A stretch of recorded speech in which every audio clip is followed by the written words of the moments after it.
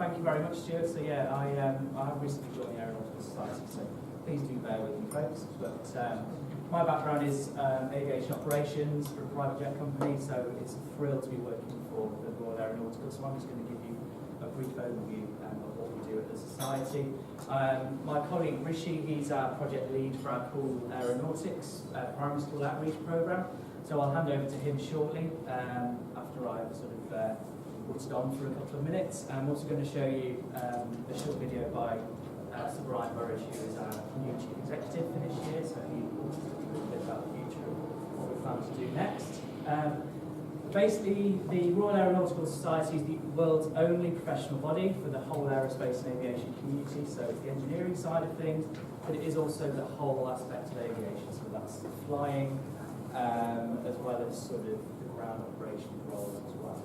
And we're basically here to uphold all these aims. So upholding professional standards, engineering registration and university course accreditation, including working with on apprenticeship standards. Recently we've been working on endpoint assessments for Airbus apprenticeships. As Stuart mentioned, we are a Learn Society, so we also have the Learn publications. We have our fantastic aerospace library over in Farnborough with a great collection there, and Brian, our librarian, is a fantastic chap and he's full of knowledge. It's absolutely fascinating. So anybody's welcome to go down there and have a look at the collection. We've got collections there going back to before the Wright brothers, the original balloon flights in the 1700s, so it's absolutely fascinating. Of course, we are a registered charity as well. We've got 23 specialist groups ranging from things like air transport to air law. So there's all sorts of things that we are involved in. But in terms of the outreach, careers and skills. So a quick summary is we obviously deliver on STEM and aviation careers and promotion from our careers in flight path magazines, careers in aerospace websites, so the online printed materials, as well as in person. So we have an all-age careers service. In 2017, that celebrated its 20th anniversary, and you know that is an all-age service for anybody, whether it's their apprentices, young people, graduates, or professionals within the role and want to continue their development. You know, we're all here from various different backgrounds of the society to help those people out. We do have scholarships that I'll mention a little bit later on. We attend various external events. We are partnered with various organisations. We've got close to 300 corporate partners, ranging from massive aircraft manufacturers like Airbus and Boeing to smaller SMEs. And then we are this sort of piggy in the middle in terms of the talent pipeline or the dilemma. So we are that sort of organisation that sits there in the middle between sort of the employers and the young people, trying to work as best we can with some of you in this room, but also industry, to try and change the perceptions of STEM-related careers. And there's just some examples here, you know, from when we've been going out and about in terms of what various people have been saying from a young person's point of view, and also the employers. Aerospace and aviation careers no longer excite and inspire the current generation of young people. Young people saying, I don't have time to complete online applications. Don't we all love online applications? And then, do I go down the apprenticeship or university route? So we are here to help at the end of the day. So, some of the outline, an outline of our approach to outreach. So obviously we've got Cool Aeronautics, which is our primary school headline project. And then secondary, we have Secure the Plane.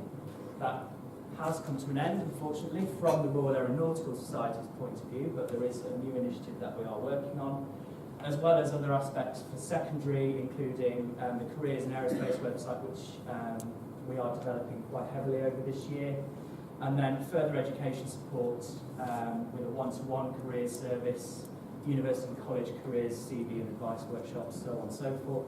Centennial scholarships as well. So we do have our Centennial scholarship that is available for students who are wanting to pursue an aeronautical engineering degree, and then our Young Members Network as well, making various young people from apprentices to people in graduate schemes, various companies such as the, Airbus, Lockheed Martin, so on and so forth. So I'll hand over to Rishi briefly, just to talk about cool aeronautics. Thank you. So as part of the society, my main undertaking has been, for the past 6 months, been the Cool Aeronautics Programme, which is the society's flagship primary school outreach programme. The idea of this programme is to inspire the future generation. And as somebody mentioned before, the idea is to get them when they're young. So we aim to sort of target primary schools, sort of key stage 2 students who are year 5, year 6 students, and we sort of take them to sort of aviation-based institutions such as museums and airports and airfields, and we sort of provide a day of talks and activities for young children to engage with aviation and STEM. We had over 1,800 students in year 2018, and we're looking to expand that to over 2,000 primary school kids throughout this year and expand furthermore. In terms of venues, our venues have included the Aerozone in Stansted. We've done Cool Aeronautics at Gatwick Aviation Museum. We often do them at our lovely headquarters in London, at the society headquarters. And we've also, this year, we're looking to expand further. So we've got some new venues in the pipeline, such as the Shuttleworth Museum. We're in talks. Another good venue that we've secured this year is Goodwood in Chichester. And we're also planning to do a space special event, a very large-scale event at the National Space Centre in Leicester. And the idea is that we normally have invite speakers from 3 main sort of areas of the industry, and that is we normally invite a pilot, an airline or a general aviation pilot. We often get an engineer, whether it's an apprentice or a fully fledged engineer with several years' experience from one of the companies such as Airbus or Boeing. In the past, with pilots, we've had pilots from Virgin, EasyJet, and British Airways come and give talks to our young primary school students at various locations. We also involve, since we work with aerospace, we also involve the space element. So we've had we invite several, a lot of people from the space industry. We've had members from ESA come and speak to us. Most famous was Kim Peek, that was in 2016 November, and it's a fantastic event. And our main philosophy is that we keep it free to the schools to attend, and we also sort of provide them with transport funding, so they don't have to, they don't cover costs. As we know, a lot of schools nowadays are very stretched on budgets. And a lot of the young people don't get exposure to visiting an airfield. One of the very interesting venues that we do is RAeS Brooklands2019, whereby not only do the kids get to hold their aviation and aerospace-related activities, but actually on a military base, you see sort of troops and soldiers marching around, and this is something that young kids are not really exposed to because it's sort of considered a different world. So it's great, that the Trent do it in association with the Trenchard Museum, and they've been doing a fantastic job.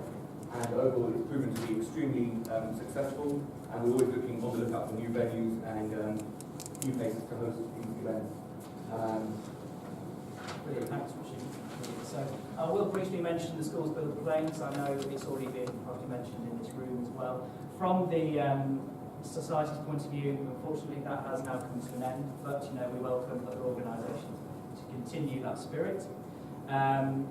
Our next initiative, though, to replace Build the Plane is the Falcon 2 initiative. So this is again going to be our second programme, which is this year. We are having a kick-off meeting next week with Aerobility. So we're basically going to work with Aerobility for schools to design and build a mobile flight simulator which addresses different disabilities, including visual, hearing, physical learning. So that's going to be our next flagship project to replace Build the Plane. So we are really excited to be continuing sort of working with Aerobility on that. And I've got a short video to play as well. I'll hand over to our CEO, Sir Brian. Thank you very much for listening to me, guys. But do look at the video and do come and have a chat to us at the end. It's been lovely to meet you all, and we hope to sort of continue the work that we do in society and work sort of very closely with you guys as well. So thank you.